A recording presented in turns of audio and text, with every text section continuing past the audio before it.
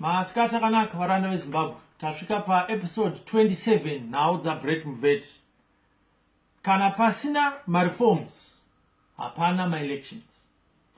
Opposition yakapinda muGNU muna 2009. Nokuti vanga vachida kugadzira reforms kuti elections anotevera mu2013 ave free and fair. Asi tese tinoziva kuti vakatadza kubudirira. Ende nanhasi hapana kana reform imwe chete yakaitwa. Hanzi kutadza hakuna kuipa hazvo. Asi panofanirwa kudzidzwa. Kana tichidzokorodza kuita chinhu chimwe chete, tichiziva kuti patakazviita takatadza kubudirira, zvinoreva kuti nesuwo tave kupenga. AIPA, Access to Information and Protection of Privacy Act. Mutemo uyu wakaitwa nejunta kuti vabate media yese muZimbabwe. Vakabhana manewspaper, TV, radio station akawanda. Pamusoro pekurambidza majournalist ekunze kwenyika kuti vapinde muZimbabwe, kazhinji panguva taakusvika pasarudzo. POSA, Public Order and Security Act. Mutemo uyu unorambidza vanhu kuti vaungane, kuita musangano webato kana kuita demo kana even musangano wechurch haubvumirwi. Vanhu vakabatwa, mapurisa vanobvumirwa kukusungai nokukutorera mota kana even imba yenyu. ZEC, Zimbabwe Electoral Commission, makazara vanhu vejunta, vazhinji vacho masoja. Voters roll chaiyo hapana. Ende mabato anopikisa vakakumbirwa havapiwi. Maministers ose nemaparastatals vanoshandisa mabudget anofanirwa kuvaka nyika kuti vakampene kujunta. Vaya vanopota vachitukwa nejunta, asi junta ichitambira mari dzavo. Vanotumira mari dzekuvaka zvikoro, kugadzira zvipatara nezvimwe zvinhu.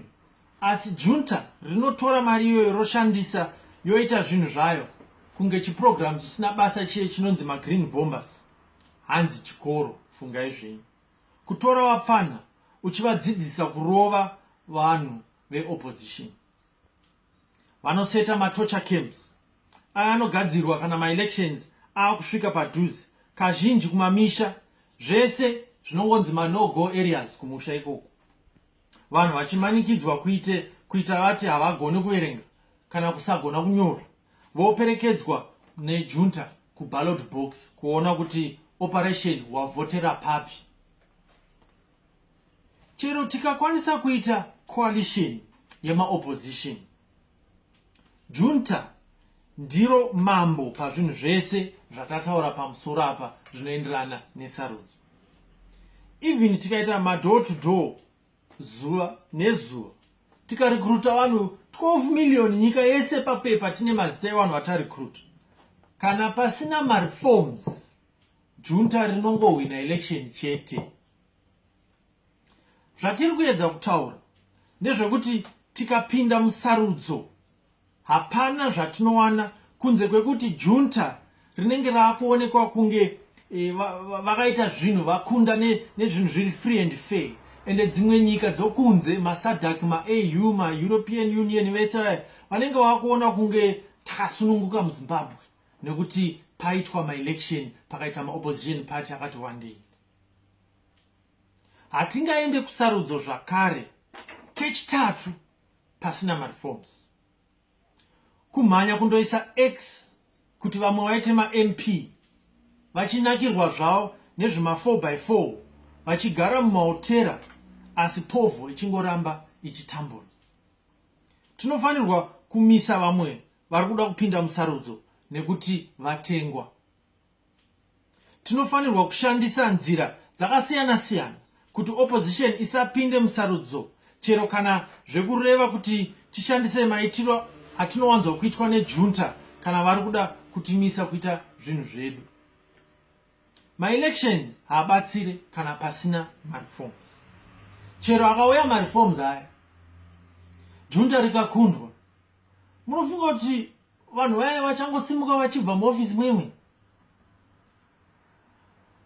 Vanongorambazve. declare a state of emergency ogowadi.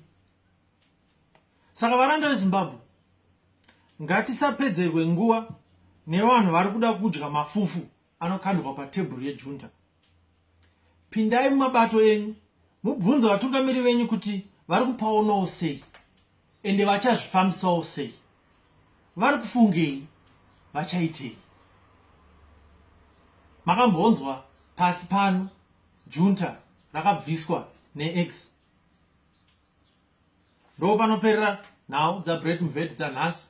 Kana mafarira zvatataura uyezve muda kuona mamwe video mogona kusvika paFacebook kana kuti paYouTube.